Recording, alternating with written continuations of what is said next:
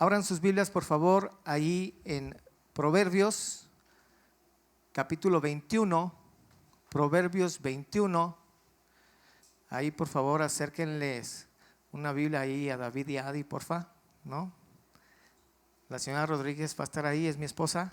Sirve que la conocen, se las presento. y ahí ella les da, perfecto. Proverbios capítulo 21. El capítulo es el grandote y el versículo es el chiquito, ¿sí? 30. El versículo es el 30. Yo lo voy a leer en una versión que es la versión de NTV, Nueva Traducción Viviente, y ustedes lo van a leer en la versión Reina Valera, ¿sí? Me gusta esta traducción nada más en este versículo que lo voy a leer. Todo lo demás lo vamos a hacer en Reina Valera, ¿sale? Dice Proverbios 21:30: no hay sabiduría humana, ni entendimiento, ni proyecto que pueda hacerle frente al Señor. Vuelvo a leerlo. No hay sabiduría humana, ni entendimiento, ni proyecto que puedan hacerle frente al Señor.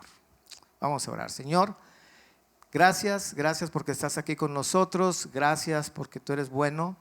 Gracias porque tenemos tu palabra, que podemos abrirla y podemos analizarla. Pero sobre todo ayúdanos, Señor, a aplicarla a nuestra vida. Que seamos sabios, que no nada más nos llenemos de conocimiento, sino que también seamos sabios, Señor, al poder implementar tu palabra en nuestro diario vivir. Que podamos hacerla viva en la vida práctica y que, Señor, tú hables a nuestro corazón. Habla a nuestro espíritu, instrúyenos, te lo suplicamos en nombre de Jesús. Amén. Muy bien. Entonces no hay sabiduría humana, ni entendimiento, ni proyecto que puedan hacer frente al Señor. La pregunta que es: ¿sabiduría humana o sabiduría celestial? ¿Sí? Hay dos tipos de sabiduría: la humana o la celestial. Si hablamos nosotros de la sabiduría en el diccionario de la Real Academia de la Lengua Española dice que la sabiduría es una cualidad atribuida a quien posee una gran cantidad de conocimientos y se distingue por usarlos con prudencia y sensatez, ¿sí? Esa podemos decir que es la sabiduría del diccionario, y es la más acertada, es el concepto más acertado. ¿Por qué? Porque nos habla de conocimientos, pero también nos habla del uso de ese conocimiento. Porque no todo aquel que conoce es sabio. Porque es muy diferente saber o conocer que ser sabio. Puedes tener un montón de conocimiento en todas las áreas de la vida, pero ser un inepto, no ser sabio, no saber manejar la información que tienes. La sabiduría, entonces, es algo que uno desarrolla con el crecer de la vida, con la vida diaria. La sabiduría depende de nosotros, no depende de Dios. De Dios depende darnos a nosotros entendimiento, capacidad de entender las cosas, inteligencia, raciocinio. Depende de eso de nosotros, de Dios, que nos lo da a nosotros de manera innata, nacemos con Él. Pero la sabiduría va más allá. La sabiduría no es conocer las cosas, es ir un poco más allá. Cómo manejar las cosas. ¿Por qué? Porque el ser humano nace con temperamentos, diferentes temperamentos. Dicen que es el flemático, el melancólico, ¿no? El colérico, el sanguíneo, y que tenemos una mezcla de ese tipo de temperamentos. Tenemos diferentes estilos de aprendizaje también, y tenemos diferentes inteligencias múltiples que les llama según la psicología, ¿no? Que nosotros tenemos todo eso y con esto nacemos. Ahora, la sabiduría es similar al carácter. ¿Por qué? Porque vemos que el carácter también no es algo con lo que nosotros nacemos. El carácter se forja a través de la educación y a través de la enseñanza misma y de la práctica misma de la vida. Así formas carácter. Cuando tú dices: ay, este niño tiene un carácter, pues no es de que tenga un carácter, es un niño enojón, peleonero, no es que tenga carácter, es un niño rezongón. No es de que tenga carácter. Ay, esta niña es muy noble, muy así, no tiene carácter. No, al contrario, esa niña puede llegar a tener mucho mejor carácter que el niño. ¿Por qué? Porque el carácter no es algo innato, es como la sabiduría. El carácter y la sabiduría entonces se desarrollan y son capaces entonces de controlarnos a nosotros mismos. Son capaces entonces de controlar nuestro temperamento, sacar las cosas buenas del temperamento y suprimir o detener las cosas malas del temperamento. El carácter y la sabiduría entonces van de la mano. Por ahí decían mis hijos, ¿verdad? Cuando salían de la escuela y decían, saqué 10 y me dieron un diploma, ¿qué me vas a regalar? Y yo les decía, nada. ¿Por qué? Porque no mereces nada. ¿Por qué no merezco si saqué 10? Por dos cosas. La primera, porque era tu obligación hacerlo. Y la segunda, porque eres muy inteligente, pero la inteligencia no es tuya, te la dio Dios. Entonces yo debería premiar a Dios, no a ti. Pero cuando tú aprendas a que esto que conoces lo manejes bien, entonces esto se llama sabiduría, buen carácter, y eso sí te lo puedo premiar. Que todo tu conocimiento lo englobes en algo que en realidad saques provecho de él y sea para bien. Que tomes buenas decisiones. Ahí es donde entonces se maneja la sabiduría, porque la inteligencia nos la dio Dios. No crean que soy tan payaso y sangrón, claro que les doy premios, ¿sí? Sí, les daba premios. Hoy Isaac ya se va a graduar en estos 15 días, si Dios quiere, de la universidad, y pues hay que darle un premio, ¿verdad? Sagi, pues gracias a Dios terminó la prepa. No lo terminó, ¿verdad? Entonces no tiene premio. Pero el hecho pues es de que sí les premio, o sea, no, nada más yo les decía a veces eso, no te va a premiar nada porque el carácter, y acá dándoles como su clasecita de sabiduría y de carácter, ¿verdad? La realidad es esa, la inteligencia, el temperamento, cómo nacemos, cómo nos comportamos, es innato, está dentro de nosotros y así nos hizo Dios. Ahora, los conocimientos que vamos adquiriendo durante la vida son precisamente esos, un enriquecimiento del conocimiento en nosotros, en nuestra mente. Pero cuando esto lo bajamos al corazón y lo llevamos a la vida diaria y manejamos la información, esto se llama sabiduría. La sabiduría entonces es saber manejar, ¿sí?, con prudencia y sensatez el conocimiento que tenemos, lo que hemos adquirido como conocimiento. No todas las personas que conocen muchas cosas entonces son sabios. Hay mucha gente muy inteligente que conoce muchas cosas y que cuando se presentan cuestiones de decisiones, cuestiones de ¿cómo se llama?, de tentaciones mismas, vemos que es débil en su sabiduría y muy débil en su carácter. Por algo dice la Biblia que el amor enriquece, ¿no? Y dice que la sabiduría, o más bien que el conocimiento no es nada, ¿verdad? O sea, en realidad el amor es el que hace las cosas. En nosotros se me fue la frase que dice que el conocimiento, ¿cómo va? Envanece, ¿sí? El conocimiento envanece y el amor edifica. Entonces, el conocimiento nos puede envanecer, nos puede llenar de vanidad. Es eso, envanecerse, llenarse de vanidad. Yo conozco, yo sé, pero el amor edifica. La sabiduría, entonces, cuando nosotros manejamos correctamente pues ese conocimiento que tenemos, esa es la sabiduría. Ahora hay sabiduría humana, que esta ya viene en otro tipo de diccionario, y que la sabiduría humana se desarrolla con el tiempo, dice ahí el diccionario, es a partir de las experiencias propias y ajenas y de la observación y de la reflexión sobre la vida. De ahí dos fuentes fundamentales para cultivar la sabiduría, según ellos, sean la memoria y la experiencia. En pocas palabras, ellos dicen que la sabiduría se limita exclusivamente al conocimiento. Conocer las cosas, experimentar las cosas, que no te las platiquen, que las conozcas, que las pruebes, que tú las veas por tu propia cuenta, que las investigues, que no te las cuenten nada más, sino que tú profundices y te metas y estudies. Eso te da la sabiduría. Y es una sabiduría humana meramente. Si nosotros buscamos ahí en la Biblia, ahí en Romanos capítulo 1, vemos cómo es la sabiduría humana. La sabiduría humana versus la sabiduría divina es abismalmente diferente. En Romanos capítulo 1, versículo 21, dice así la palabra de Dios. Romanos 1, 21. Romanos 1, 21. Dice, pues habiendo conocido a Dios, no le glorificaron como a Dios, ni le dieron gracias, sino que se envanecieron en sus razonamientos, y su necio corazón fue entenebrecido. Profesando ser sabios, se hicieron necios. ¿Sí? Están muy duros estos versículos porque dice y habla del conocimiento humano. El ser humano se le dio a conocer muchas cosas.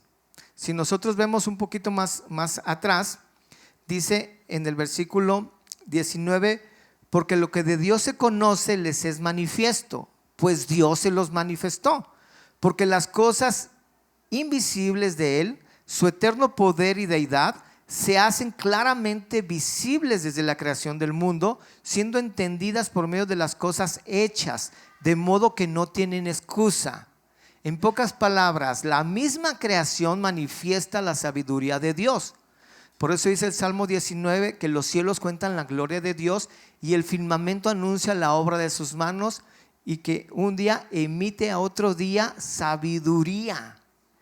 Dios de manera sabia hizo las cosas. Todo lo que nosotros vemos lo hizo Dios de una manera sabia y nos la dio a conocer y nos la dio a través de la naturaleza misma. Por eso todos los científicos, aún ateos, quien sea, cuando ven, ahorita que hablábamos de la vida, que hablábamos del embarazo, ¿no?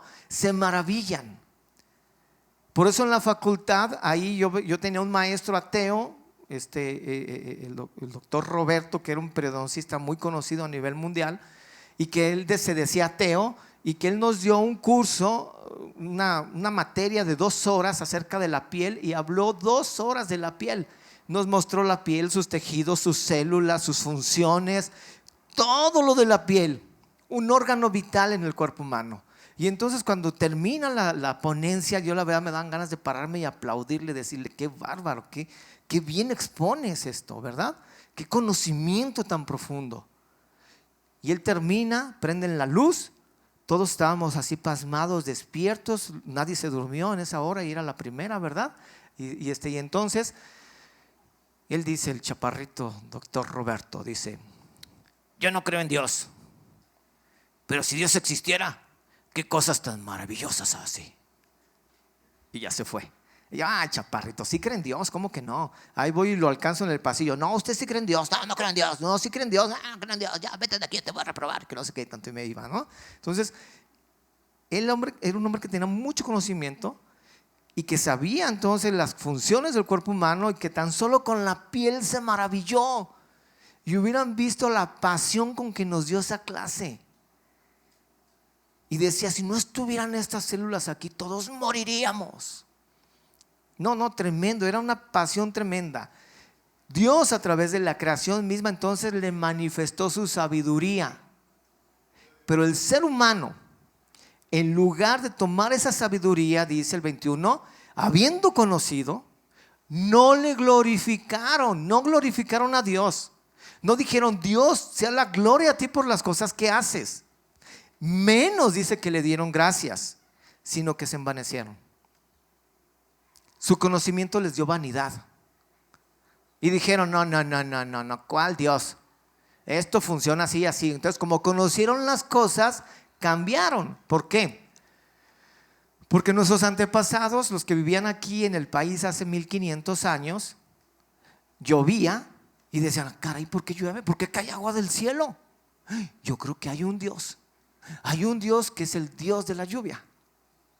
Y luego vieron que se incendiaba algo, un bosque o algo, y llegaron y, ¿esto qué es? Ay, ¿qué es esto que me arde? ¿Qué es esta ampolla que me estás? Bueno, no saben que era ampolla, ¿verdad? Pero vieron que se quemaron y dijeron, esto sale de mis fuerzas. Esto se llama fuego, y entonces hay un Dios que lo provoca, porque se sale de mis fuerzas.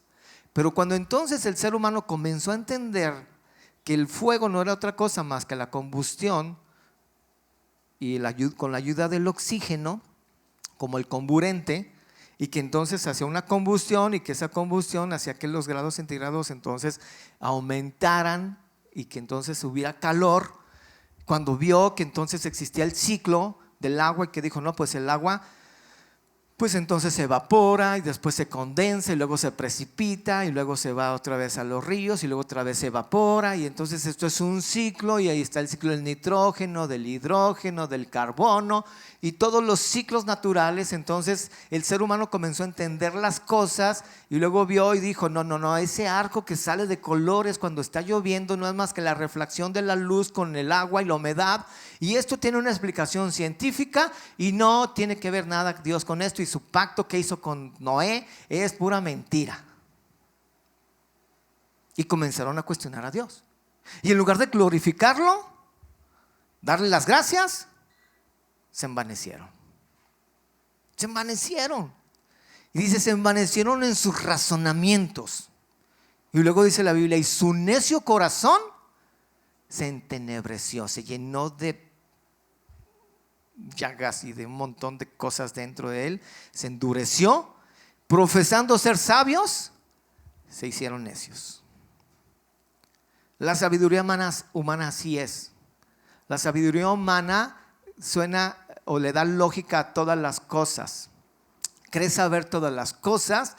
La sabiduría humana siempre va a enriquecer un currículum, y cuando se presente un conferencista a hablar acerca de algo que conoce y digan todo su grande currículum, se va engrandeciendo, y cada punto del currículum es un escalón más, un escalón más, un escalón más, y cuando comienza a hablar ya tiene 2 centímetros o 3 centímetros sobre el piso, y el cuate se cree la divina providencia y dice y hace. ¿Por qué? Porque empiezan a envanecerse, porque no le dan la gloria a Dios, porque no dicen, si Dios no nos hubiera dado esto, si Dios no nos hubiera puesto en este planeta en esta manera. Ayer hablaba con un paciente ateo que siempre yo le digo que es ateo, pero que es un ateo creyente, y que siempre cotorreamos, y hasta le mandé un audio a mi esposa acerca de cuando estaba con él hablando, y él siempre me saca un montón de argumentos, ¿no? Y él me estaba diciendo acerca del planeta. No, que el planeta, que si estuviera 50 centímetros para acá nos quemamos, y para acá nos congelamos, y que está en un punto. Entonces, ¿para qué tanto universo? La pregunta le dije, ¿usted cree en los extraterrestres? Y ya él me dijo, científicamente no lo puedo comprobar, pero ¿para qué entonces tanto universo? ¿Y para qué tanto? Y me da una cátedra de las galaxias y la inmensidad del universo y todo su origen y todo eso. Y dice, ¿para qué tanto? Si nada más vamos a estar nosotros solos. Se me haría muy soberbio que nosotros estuviéramos solos aquí. Debe haber otros tipos de vida. ¿Me lo puedo comprobar científicamente? Hasta le dije, don Arnulfo Maussan. Y ya me dice él, no, pero lo cree. Está ejerciendo fe. Está ejerciendo fe. Si usted se da cuenta, usted está ejerciendo fe. No es fe, es lógica. O usted está ejerciendo fe y la quiere disfrazar de lo que quiera.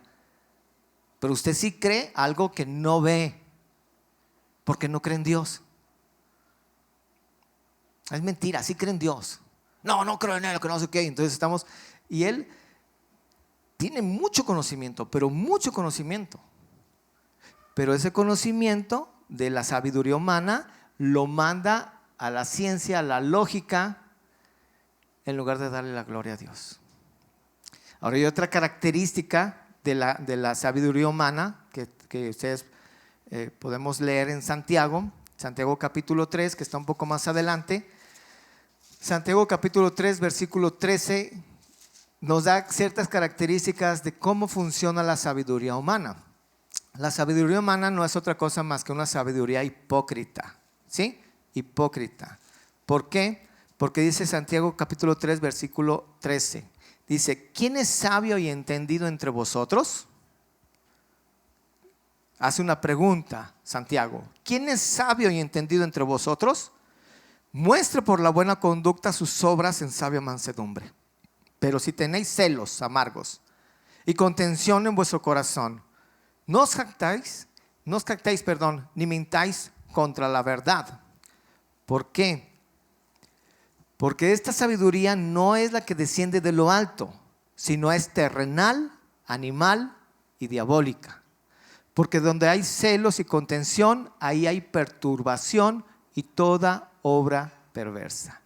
La pregunta que hace Santiago es: ¿quién es sabio y entendido? ¿Quién se cree sabio y entendido entre ustedes? Y él habla de dos tipos de sabiduría. Habla primero de la humana. Ok, ¿quieres ser sabio o dices ser sabio? Entonces muéstramelo. Muéstramelo.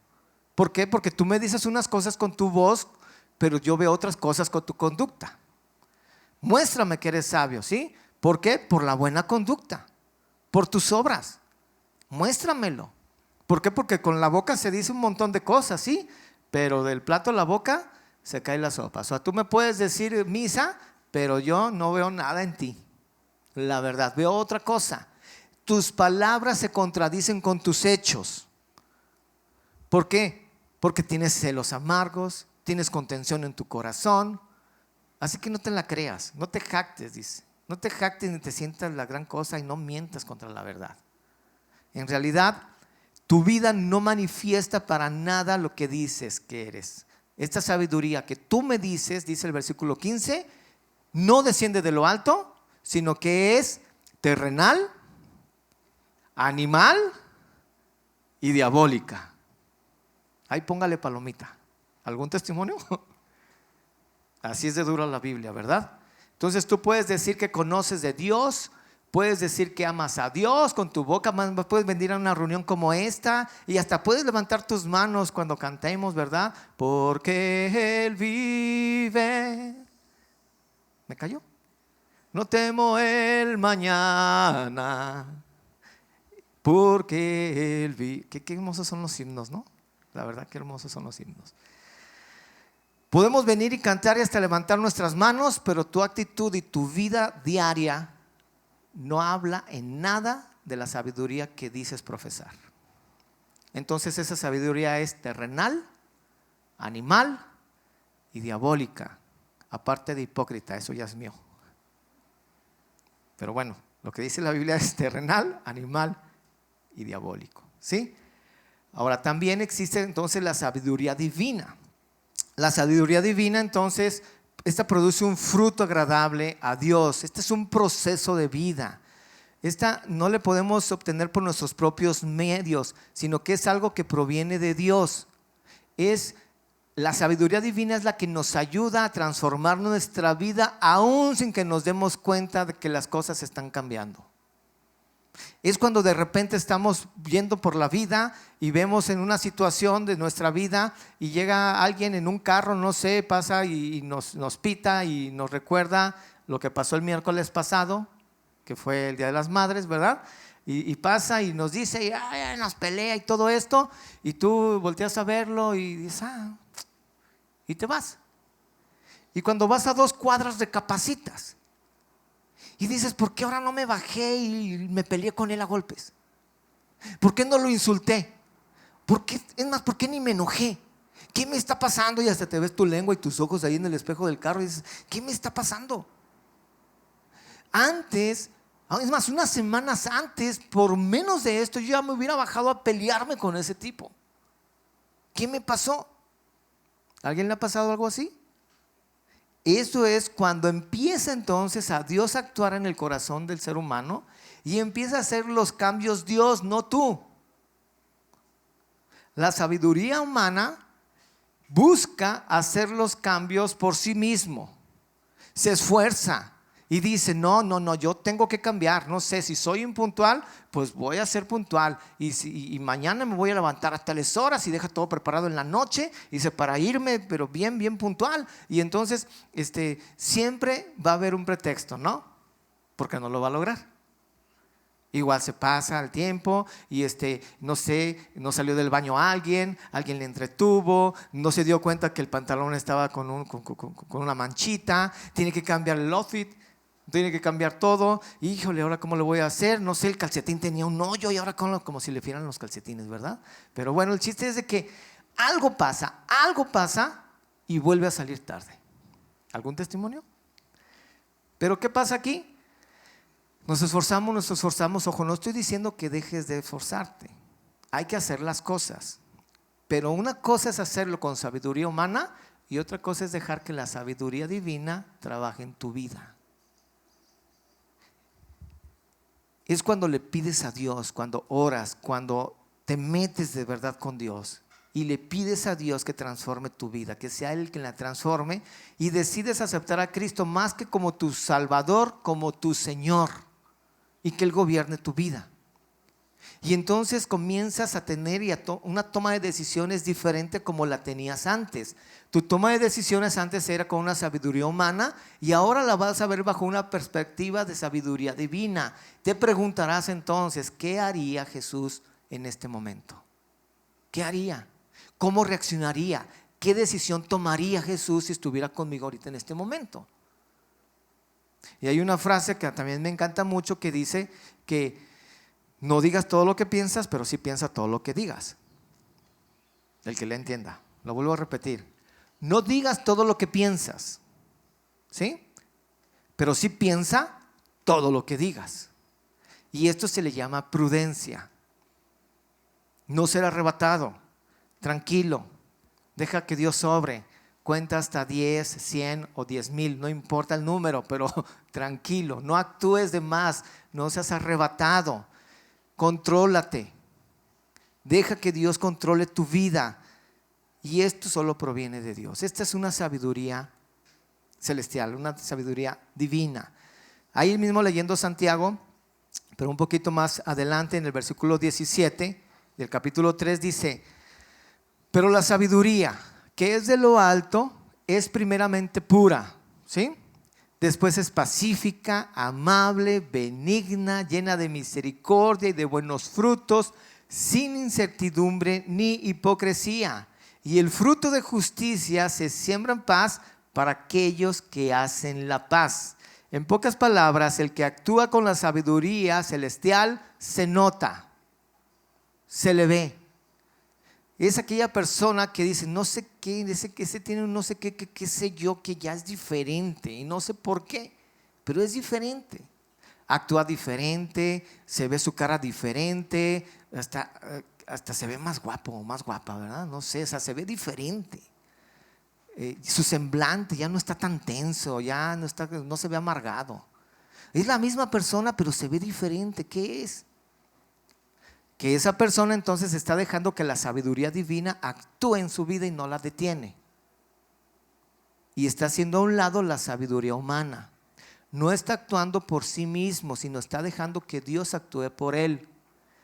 ¿Cómo se hace de una manera más práctica? Según Romanos, es Efesios capítulo 5 versículo 18 dice: no os embriaguéis con vino en lo cual hay disolución, antes bien sed llenos del Espíritu Santo. La llenura del Espíritu Santo es algo que se pide al Espíritu Santo, que se pide a Dios, y es algo que se pide todos los días.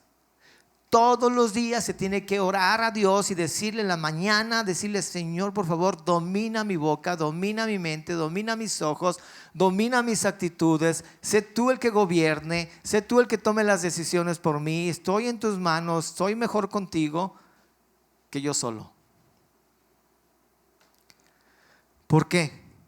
Porque la sabiduría humana es terrenal, animal y diabólica, y es la que tengo. Y yo no quiero ser un animal. Yo quiero apagar mi celular cuando estoy aquí. Yo no quiero ser terrenal, quiero volverlo a apagar. Y no quiero ser diabólico apagándolo.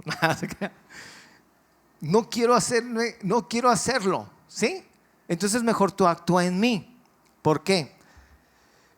Porque una persona se nota cuando tiene un tipo de sabiduría en su actuar, en su toma de decisiones. Y porque si nosotros no le pedimos a Dios que domine nuestra vida y nos dé de su sabiduría para actuar en nuestra vida, entonces estamos a merced de la persona más horrenda que podamos conocer. ¿Sabe cuál es? Véase al espejo. Esa es la persona más horrenda que puede conocer. No me vean a mí, véase al espejo, ¿sí? Véase al espejo. O sea, nosotros mismos somos las personas más horribles para nosotros mismos. Nuestro peor enemigo somos nosotros mismos. Dice Dios: Las tentaciones están puestas ahí. Tú tienes libre albedrío. Tú decides qué haces, cómo actúas. Al fin y al cabo, la decisión y la consecuencia de tu decisión será tuya. Yo quiero que elijas bien y que vivas, pero tú elige. Por algo Dios puso en el huerto del Edén también el árbol del bien y del mal. ¿Por qué? Porque Dios no quería un robot ahí que le adorara. Oh Señor, alabado sea tu nombre, tu nombre, tu nombre. No, Él no quería un robot. Él quería que tú le adoraras porque quieres hacerlo, porque eres sabio. Y entonces la tentación está ahí. No le digas a Dios: oh Dios, ¿por qué me pones tantas tentaciones? Porque Dios no tienta a nadie. Dice Santiago capítulo 1 versículo 13, ¿sí? Dice que uno no diga que es tentado de parte de Dios, porque Dios no puede ser tentado por el mal, ni Él tienta a nadie. Y dice el 14, sino que cada uno es atraído y seducido por su propia concupiscencia. Ya hemos hablado de esa señora, ¿verdad? La concupiscencia, que son deseos internos. Cada uno es seducido y atraído por sus propios deseos internos. De modo que cuando esa concupiscencia, esos deseos internos dan su fruto, entonces da origen el pecado. Y el pecado da origen a la muerte. El hecho pues es de que nadie diga que es tentado de parte de Dios. Entonces, de manera práctica, cuando se presente esa muchacha con la minifalda hasta acá y tú la veas, no digas: ay Señor, ¿por qué me pones estas tentaciones? Porque Dios no te la puso ahí. Y tampoco digas: hey, Satanás, el chanclas cómo me tienta, ¿verdad? Porque a veces el chanclas ni en cuenta. Es más, él dice, te ve y sus demonios te ven y dicen: no, este cuatito solito se embarra, no necesito meter las manos. Él mete las manos cuando tú luchas en contra de la tentación. Ahí sí mete las manos.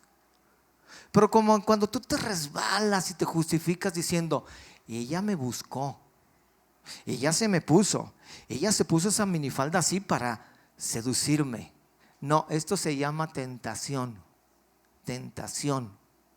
Y no digas que es de parte de Dios. Y no le eches la culpa al diablo por esa tentación. No le eches la culpa a la tentación. La culpa la tienes tú. Tú decides si caes en esa tentación o no. Y volviendo a Santiago capítulo 1, en el versículo 12, me encanta ese versículo porque dice: bienaventurados sois, ¿sí? Bienaventurados, perdón, es el que soporta la tentación, porque recibirá la corona de vida, ¿sí?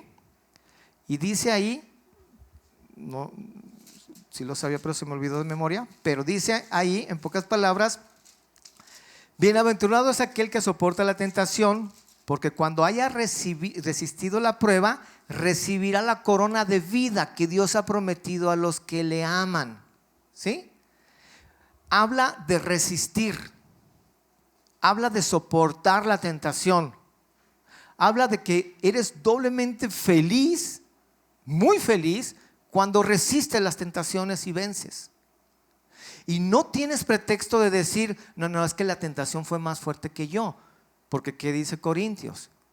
Corintios dice que no hay ninguna tentación que no sea humana, sino que Dios dará juntamente con la tentación, ¿qué? La salida para que puedas soportar. Entonces nadie tiene que decir que es tentado más allá de lo que puede soportar. Nadie allá tiene que decir que no hubo salida. Dios dará juntamente con la tentación la salida para que puedas soportar. Siempre en medio de ese túnel oscuro va a haber una pequeña luz, y tú decides si ves la luz o ves la tentación. Tú decides si le haces caso a la muchacha de la minifalda hasta arriba o no le haces caso. Tú decides si te enojas o no te enojas. Tú decides si perdonas o no perdonas. Tú decides si ofendes o no ofendes. No es pretexto, o más bien no hay pretexto alguno. No hay pretexto. Es que me hizo enojar. No, tú te enojaste porque quisiste enojarte. Tú te lo robaste, tú mentiste. Nadie lo hizo por ti. Tú te vengaste. Nadie lo hizo por ti. Muestra la sabiduría. Si es una sabiduría terrenal, sí, animal y diabólica, pues entonces es una sabiduría humana. Pero sin embargo, si tú quieres una sabiduría que desciende de lo alto, esta es pura primeramente, dice la Biblia. Después es pacífica, es amable, es benigna, es llena de misericordia y se va a notar. Se va a notar, ¿por qué? Porque es un fruto, da frutos buenos, ¿sí? Los frutos se notan, es sin hipocresía, no es fanático, sino es un estilo de vida. Y termina diciendo ahí el 18 que es un fruto de justicia, de paz. O sea, que es para aquellos que hacen la paz, es como una manifestación del Espíritu Santo en tu vida. Según Gálatas, se manifiesta de 9 maneras, ¿no? Que es el amor, el gozo, la paz, la paciencia, la benignidad, la fe y la templanza, ¿sí? Entonces esas son la manifestación del fruto del Espíritu Santo, gracias a que tú tienes una sabiduría divina en ti. Ahora, nosotros, ¿qué podemos hacer cuando tenemos y conocemos este tipo de sabiduría? Tenemos que enseñar lo que Dios te pide que enseñes. Estamos hablando todos estos meses acerca del discipulado. El discipulado es eso, precisamente dar enseñanza, es vida transmitiendo vida a otra persona. Ese es el discipulado personal. La idea aquí es de que tengamos más que una clasecita bíblica, sino que tengamos un brazo pastoral ahí, un mentor ahí contigo, ayudándote en tus decisiones, en tu toma de decisiones diarias. Que esté ahí contigo. Si tú eres un discipulador, tienes que enseñar la palabra, no tus conceptos. Tienes que enseñar lo que dice la Biblia. Si la Biblia dice azul, es azul. No digas amarillo. ¿Por qué? Porque no es cierto. Es azul, porque lo dice la Biblia. Entonces no enseñes mentiras. No enseñes tus propios conceptos. ¿Por qué? Porque si vamos nosotros ahí al boletín, en el boletín tenemos ¿cómo se llama? Un versículo aquí, ¿verdad? Que es 1 Corintios, capítulo 2, versículo 4 y 5. Y dice así, 1 Corintios capítulo 2, versículo 4. Y ni mi palabra, ni mi predicación fue con palabras persuasivas de humana sabiduría, ¿sí? Sino con demostración del Espíritu y de poder. O sea, ni lo que te enseño, ni mi predicación, ni lo que te enseño y te digo son palabras persuasivas de humana sabiduría. Yo no te estoy enseñando con la sabiduría humana, sino con la del Espíritu. Dice el versículo 13 de ese mismo pasaje, pero vámonos hasta el 13 y después regresamos al 5. Dice el 13, lo cual también hablamos, no con palabras enseñadas por sabiduría humana, sino con las que enseña el Espíritu, acomodando lo espiritual a lo espiritual. Lo que yo te voy a enseñar, lo que yo te voy a decir, no tienen que ser enseñadas con sabiduría humana. La sabiduría humana es, ya dijimos, terrenal, animal y diabólica. Y no te quiero enseñar con ese tipo de sabiduría, sino con la sabiduría celestial. Y dice el 5, para que vuestra fe no esté fundada en la sabiduría de los hombres, sino en la del poder de Dios. Todas las sectas y las religiones, que son más de 5,000 sectas y religiones que están en este planeta en la actualidad, todas las que se consideran sectas y religión, tienen más sabiduría humana que sabiduría celestial. Todas son ritos, todas son liturgia, fanatismo. Es más, ¿saben por qué? Porque todas ellas dicen tener la verdad y dicen que si no te haces adepto a ellos, entonces te pierdes. Todas ellas tienen ciertas características, es como un síndrome, como una enfermedad. Porque los síndromes no es otra cosa más que signos y síntomas patognomónicos se llaman de una enfermedad. ¿Qué quiere decir esto? Que tiene ciertas características. El síndrome Down es un síndrome, ¿por qué? Porque tiene características especiales. Síndrome de Klinefelter, de Turner, de Noonan, son síndromes, o sea, son características. Este se encuadra en este síndrome, ¿sí? Y la religión es igual. Las sectas son iguales. Las sectas tienen un líder, profeta, un seguidor, alguien a quien seguir, que sea como el representante de Dios, un líder supremo, y tiene toda una estructura que le rinden más culto a ese hombre que a Dios mismo. Y no digo nombres para no herir susceptibilidades, pero todos los tienen, ¿sí? Hay uno que es argentino que también tiene así. O sea, de ahí viene todo. Hay otros que son mexicanos, porque están en la cárcel, ¿verdad? Pero estos mexicanos, no digo nombres para no herir susceptibilidades, pero está el líder y viene así toda la estructura. Y así nos vamos, nos podemos ir. Hay unos gringos que dice ser testigo. Ya dije un nombre, perdón. Pero también es Joseph Smith, ¿no? Y todo, y la Watchtower, todo eso. Todos tienen su liderazgo y viene entonces y recae sobre una estructura similar. Todos son iguales. Ahora, también tienen ciertos escritos o ciertos libros que son sobre la Biblia. Un libro que los caracteriza a ellos y que dicen, ok, sí, en la Biblia no dice amarillo, pero aquí en mi libro del Mormón, pero en mi libro que tengo sí dice amarillo. Entonces, ¿a quién voy a obedecer? Pues a la Biblia, no, a mi libro que tengo. Entonces, secta, secta, ¿sí? O sea, son signos. Esto se llama sabiduría humana. Nosotros no debemos enseñar sabiduría humana. Toda la sabiduría está puesta en estos 66, compendio de 66 libros, la Biblia. Y si dice la Biblia amarillo es amarillo y te callas. Y si dices verde o azul, sabiduría humana. No puedes meterle ni agregarle ni quitarle. Dice Gálatas que si lo haces eres anatema.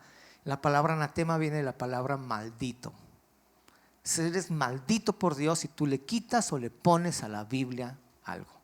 Entonces, por eso tenemos que tener cuidado, porque también el profeta dice: maldito el que hiciera indolentemente la obra del Señor.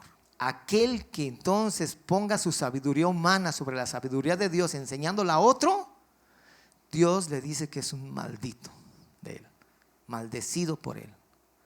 Entonces tenemos que tener mucho cuidado que nuestra sabiduría o nuestra fe, dice el versículo 5, no esté fundada, ¿sí?, en la sabiduría de los hombres, sino en la del poder de Dios. Eso es lo que nos está diciendo la palabra. Y también nosotros tenemos que tener mucho cuidado en enseñar lo que Dios te pide que enseñes. Voy a terminar con esta historia. Esa historia es de un profeta, falso profeta, que se llamaba Ananías. Ananías era uno de los tantos Ananías que vienen en la Biblia, no lo confunda con el otro Ananías, pero este es un Ananías que era un profeta contemporáneo de Jeremías.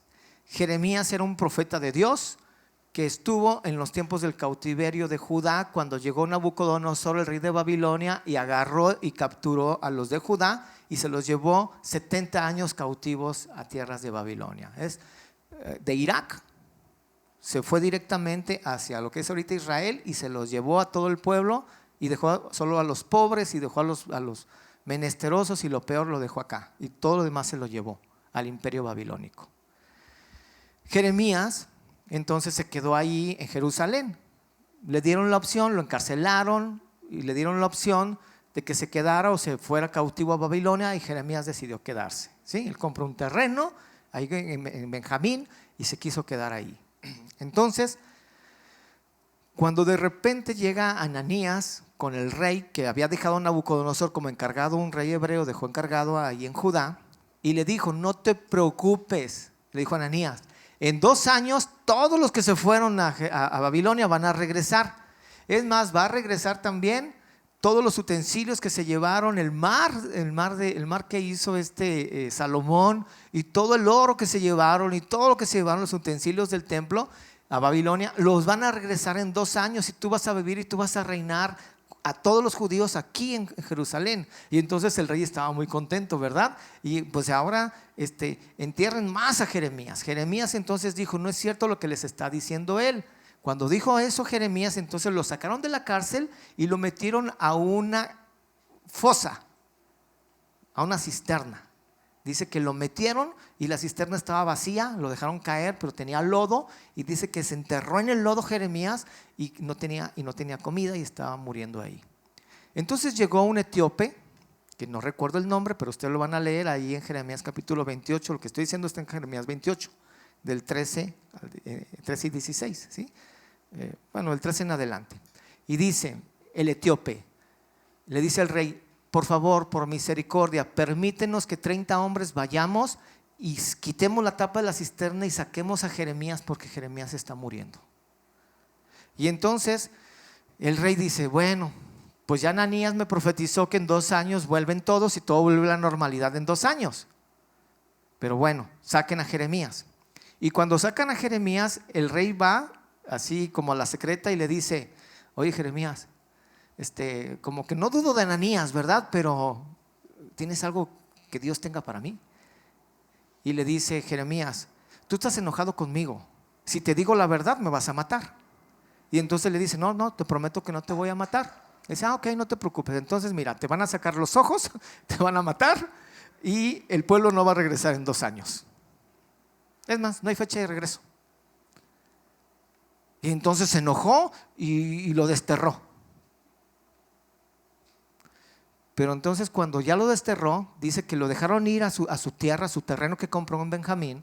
Y cuando iba saliendo de la ciudad le llegó palabra de Dios a Jeremías.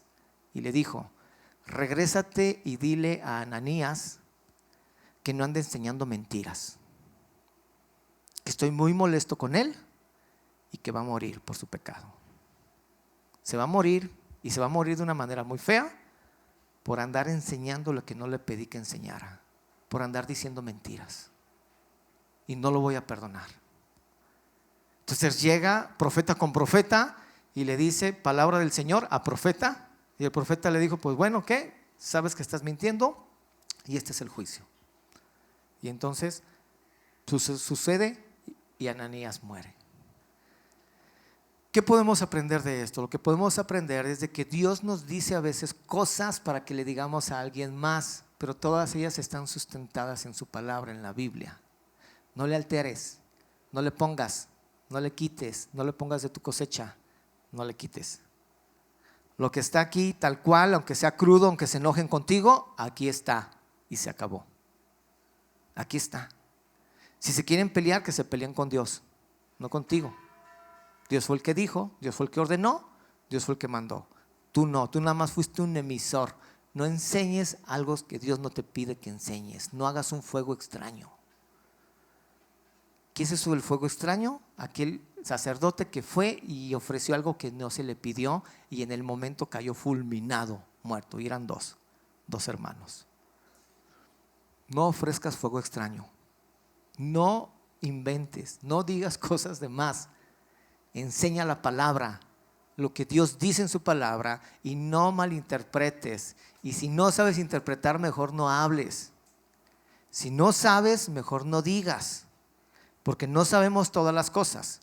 Y muchas veces nos van a preguntar cosas que no sabemos, y es de sabios decir: ¿sabes qué? No sé, pero puedo investigar. Voy a preguntar, dame unos días, no sé, unos 2 años para contestarte, pero te voy a contestar. Voy a estudiar. Me estás haciendo estudiar. Ese chamaco de naranja que ven ustedes ahí atrás, ese, sí, que le hizo así, Aldo, es un chamaco preguntón, que cada que me pregunta algo tiemblo, porque me pregunta cosas como si fuera un adulto. Y filosofa y dice: oye, Omar, ¿por qué esto y esto y esto y esto? Y yo digo: ¿sabes qué por qué? Porque no sé, pero te puedo decir después. Y muchas veces, ¿sí o no, Aldo? Muchas veces le he dicho: dame chance y lo estudio y lo analizo y te digo. A veces sí lo sé y a veces le contesto. A veces tengo que contestarle y contestarle más y más y más, porque no está convencido con lo que le estoy diciendo. Pero es alguien que indaga la palabra y está chiquito. Tenemos que aprender a ser sabios. Tenemos que aprender a buscar la sabiduría celestial. Y tenemos que aprender a analizarla, pero sobre todo a aplicarla en nuestras vidas, como dice ahí, con sensatez y prudencia, para que entonces sea la sabiduría divina y no una sabiduría humana. Vamos a orar. Señor, gracias por tu palabra. Gracias porque tú nos enseñas grandemente, Señor, a poder aplicarla en nuestras vidas. Yo te ruego que podamos ser sabios que podamos aplicar lo que sabemos, Señor, y que podamos, Señor, también hacerlo de una manera honesta, de una manera sensata, prudente. Ayúdanos, Señor, a que podamos demostrarlo como un fruto en nuestras vidas, que tenemos la sabiduría celestial, que no estamos viviendo bajo la sabiduría humana, que no nos creemos sabedores de todas las cosas, y que también, Señor, aunque la sepamos, tú nos ayudas para poderlo hacer, Señor, y ejercer y aplicar de una manera correcta. Porque no es garantía que sepamos, Señor. Es garantía cuando eso que sabemos lo aplicamos bien conforme es tu voluntad. Ayúdanos a hacerlo, Señor, y ayúdanos a enseñarlo así con nuestros alumnos, que podamos transmitirles en realidad las verdades bíblicas bien interpretadas, Señor, de manera correcta, respetando, Señor, la sana doctrina y enseñando tus palabras y no las nuestras, Señor. Que su fe, Señor, no esté infundada en sabiduría humana, sino en la sabiduría del Espíritu. Te lo pedimos esto y te lo rogamos en nombre de Cristo Jesús. Amén, amén, amén. Muy bien, entonces terminamos y pues muchas gracias.